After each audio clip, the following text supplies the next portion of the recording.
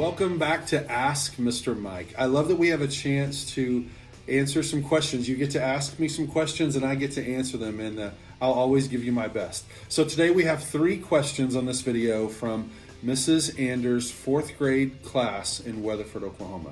Question number 1 comes from Caden. Caden's question is, what if someone is mean to you and then it just comes out and you say something really mean?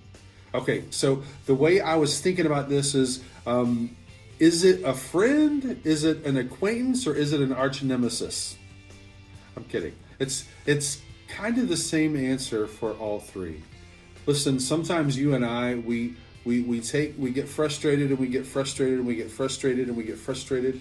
We get frustrated and we get frustrated and we get frustrated. And it just kind of keeps going up, right?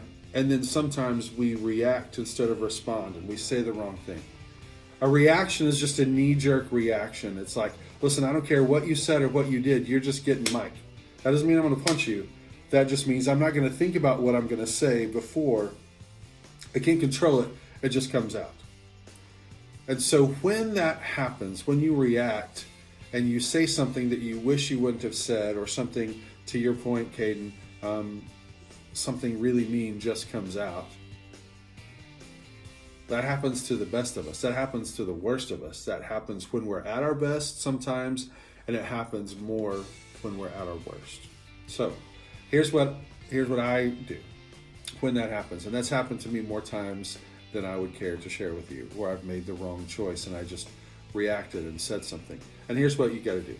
You got to go back to the person. And like, I'm just going to talk to you, Caden, as though you were my friend, and I'm the one who reacted, and I'm the one who said something really mean to you. And here's what I would say. I would come up to you and I would say, hey, Caden, do you have just a second? I need to talk to you about something. The other day, you remember the other day when I said something really mean, whatever it is that you said? I'm really sorry. I didn't mean it. I just reacted. I was having a bad day or whatever the situation was. But I just wanted to make sure that we're okay. I wanted to apologize to you first for saying that. I don't really think that you are whatever the thing that I said that was really mean. I was just really frustrated. So please forgive me. Especially if this is one of your really good friends. If it's someone who you don't really know yet, or if it's someone who you're always kind of fussing with, that's still the right thing to say. Because here's what we've got to remember. You and I will have problems with people, but problems are to be solved and people are always to be valued. Remember, I see the best in you, I want the best for you, and I expect the best from you.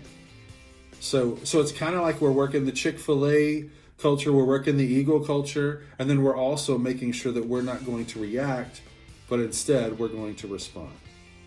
But the big deal is to admit that you messed up and say, man, I'm really sorry. Please forgive me. I hope we can still be friends. And then you'll have another conversation after that, whether they say yes or whether they say no. Another question in Mrs. Anders' 4th grade class is, how do I deal with a bully? It's a great question. And I think first, let's clarify bully. Like sometimes people do something to me and it's not my favorite thing, but that's not really being a bully. If they say, man, why are you wearing an orange shirt today? I'm like, leave me alone, bully. Like that's not really them being a bully. So whenever someone's a bully, they're being mean to you, and they're like they're giving you wedgies, they're talking mean to you, they're telling other people mean stuff about you, like they're making it where you're not just frustrated, yes, but also where maybe they're making threats towards you, or they're hitting you, they're taking your lunch money, or something like that. Like being a bully, sometimes, the reason I'm saying this is because sometimes we say, oh, Mike's being a bully to me, when really that's not what's happening. So, to your question, Delaney, when someone is being a bully to you, don't try to fix it. Whenever someone's being a bully to you, the best thing you can do is you can go report it, and you can go tell a teacher. I know you don't love that answer, but whenever you are being bullied, It's already out of control. It's already out of hand, and you're not going to be able to fix that. So you need the teachers to get involved. You need Mrs. Randall to get involved. You need the grown-ups to be able to get involved. Because sometimes there are lots of different reasons why people make the choices that they make. And I'm not excusing that. I'm not saying that's okay. What I am telling you is that whenever you and I take matters into our own hands, we start pushing, we start punching, kicking, biting, whatever it is that we do, then we make a bad situation worse. The reason why we have a bully protocol in place, we have a procedure in place for when someone's getting bullied, that is because the grown-ups know how to handle it.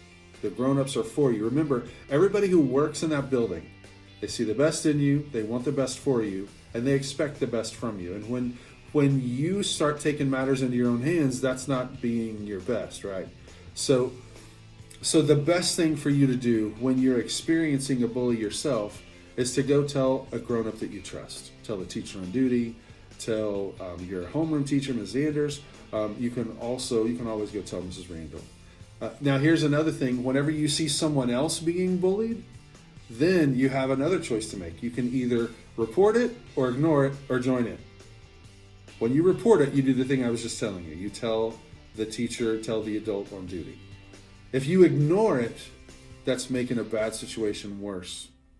Because then you're telling the person who's getting bullied, hey, I see you, but you're not worth me telling the grown-up. You're not worth me turning it in. The other option, of course, is never a good option to join in. Sometimes people do that. It's not a good option, ever.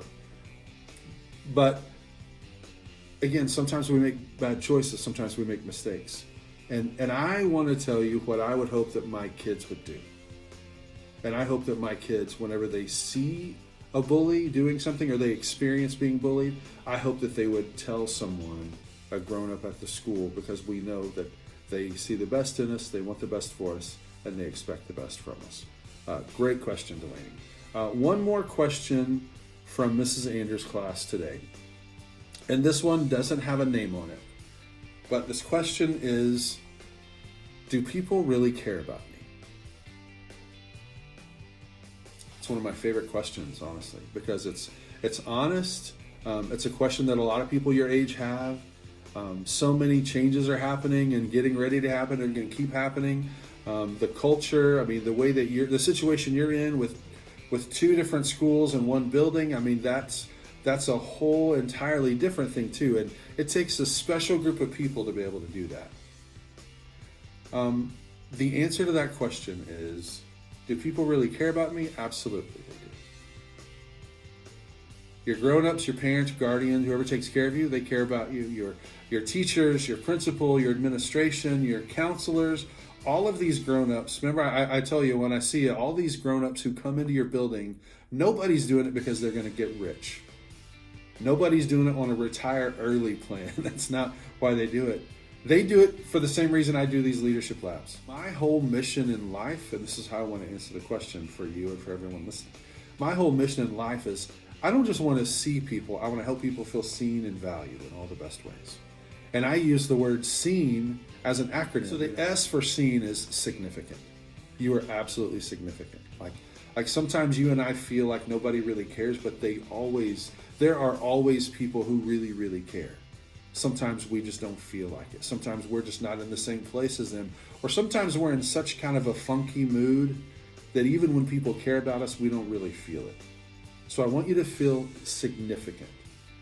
The first E for seen is enough. I want you to feel like you're enough. You don't have to try to be somebody else that you're not. Listen, we don't want you to be somebody else. We just want you to be the best version of you possible. The second E is entrusted. You've been entrusted with these talents, abilities, and gifts. I like to say it like this. You've been tagged with talents, abilities, and gifts. And they're things that you can do that nobody can do the way that you can do them. For me, you see my guitar over my shoulder over there. I love playing the guitar. And you can play the guitar, and I can play the guitar, but we'll play it differently. I like to play in the key of D, but I do something kind of weird with my pinky, and I like to play the bar chords, and sometimes I like to strum fast, and sometimes I like to finger pick. You can do some similar things to what I do with the guitar, maybe, but you can't do it just exactly the way that I do it. I have these talents, abilities, and gifts, and so do you. And you're the only one who has them. So you have these talents, abilities, and gifts that nobody else on the planet has the same makeup that you have, the same combination that you have. That's awesome.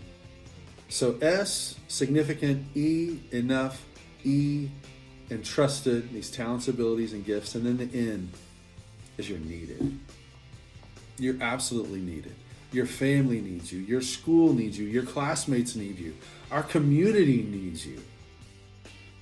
We need you to be the best version of yourself. And listen, the best at age 10 and 11 is not the same as your best at age 20 or age 44 or age 94. We just want you to be the very best that you can. And we want you to know that you're valued. We want you to know that we're for you. I'm for you. Everyone who works in that building is for you. And this goes not just to the person who answered the question, this goes for everybody. Whatever school you're in, whatever stage of life you're in, wherever you are, you have these talents, abilities, and gifts that you've been entrusted with. You didn't make yourself. You didn't decide. I didn't decide I wanted to have brown eyes and salt and pepper hair on my chin. I didn't decide that I wanted to need glasses. That's not how that works. But I have these things now. It's what am I going to do with them? Now it's how am I going to serve people? Now it's how am I going to make the best difference in my community? And you all have that very, very same thing. So no, you're not perfect, but neither am I. But you are fantastic. And that's why we're for you. I hope that you got something out of these answers, and I can't wait for our next time where we ask Mr. Mike.